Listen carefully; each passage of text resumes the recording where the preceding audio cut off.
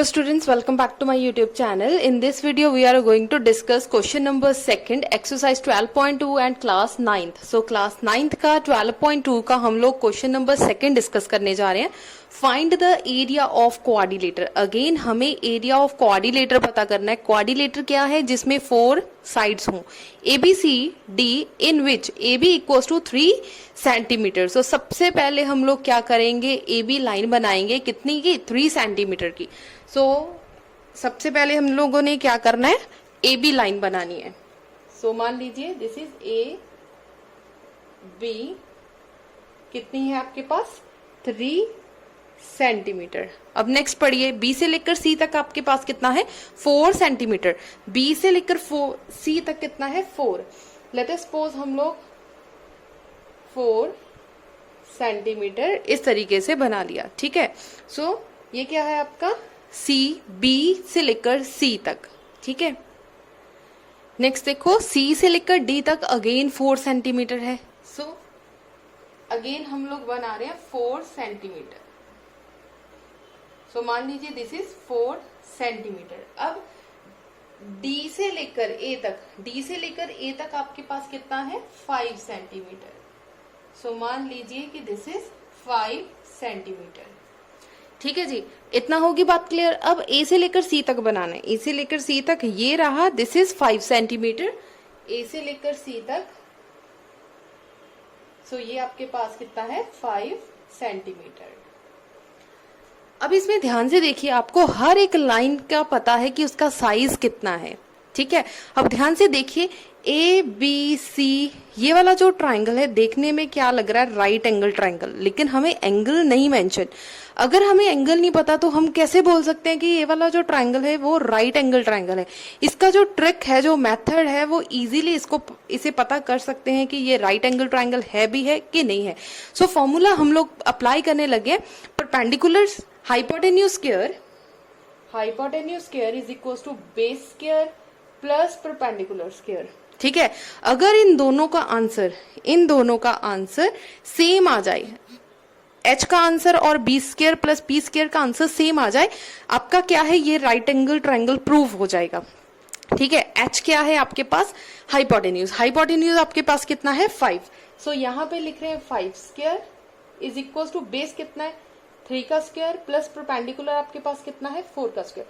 5 5 जा 25, 3 3 जा 9, 4 4 जा 16. इसका मतलब आ गया आपका आंसर 25 इक्वल्स टू 25. अगर ये पूरे का पूरा जो आपका आंसर है 25 आ गया, ये वाला पोर्शन जो है वो बिल्कुल सेम आंसर आ गया, इसका मतलब ABC जो पोर्शन है वो क्या हो गया आपका?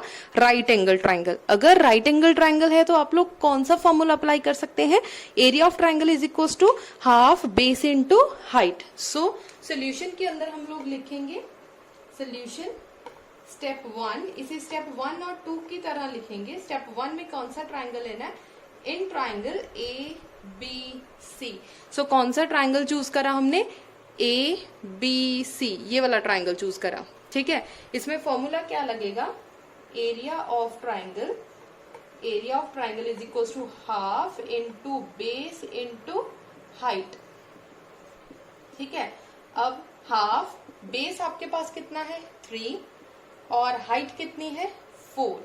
सो 2 1 जा 2, 2 2 जा 4. सो 3 2 जा 6 सेंटीमीटर स्क्वायर.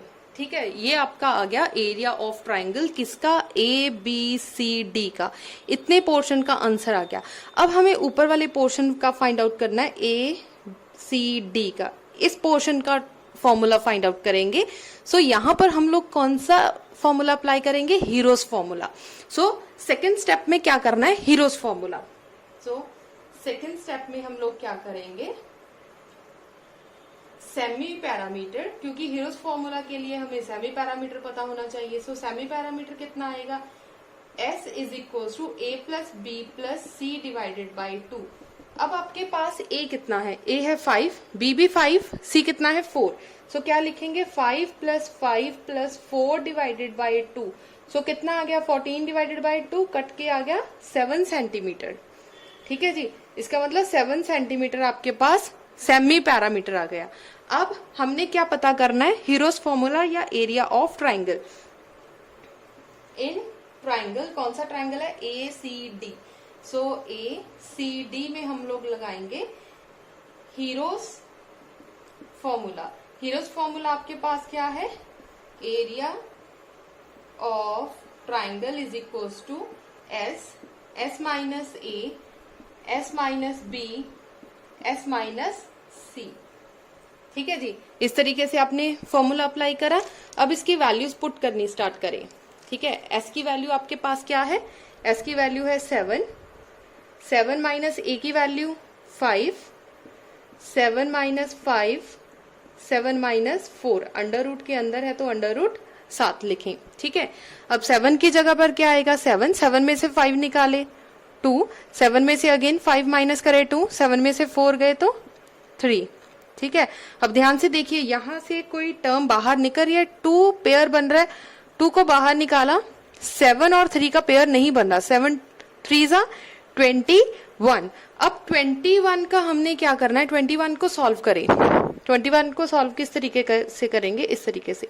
सो सॉल्व करके देखें, 3 3 36, सो नहीं आएगा, 5 5 25, वो भी बड़ा है, 4 4 16। इसका मतलब हम लोग लिख सकते हैं 4 4 16। 11 में से 6 गए, हमारे पास कितना आ जाएगा, 5। ठीक है, 4 प्लस 4 कितना है, 8। अब 8 को किसी भी के भी साथ मल्टीप्लाई करेंगे तो आपका जो आंसर है 5 से बड़ा ही आएगा। हमने यहाँ पर डॉट लगाया और यहाँ पर क्या लगा दी, 2 जीरोस। ठीक है, अब 8 को किसके साथ मल्टीप्लाई करें कि 500 आ जाए आपका आंसर। सो 8 को हम लोग मल्टीप्लाई करके देखते हैं, 8 को 5 के साथ मल्टीप्लाई करके देख लो, 5 5 25, 40, 41, 42। सो 5 पर जा सकता है। अब 6 पर मल्टीप्लाई करके देख लीजिए, 6 6 36, 8 6, सो दिस इज 51। इसका मतलब 516 आ जाएगा तो 6 पर नहीं जाएगा, इसका मतलब 5 पर चला जाएगा, दैट इज 425।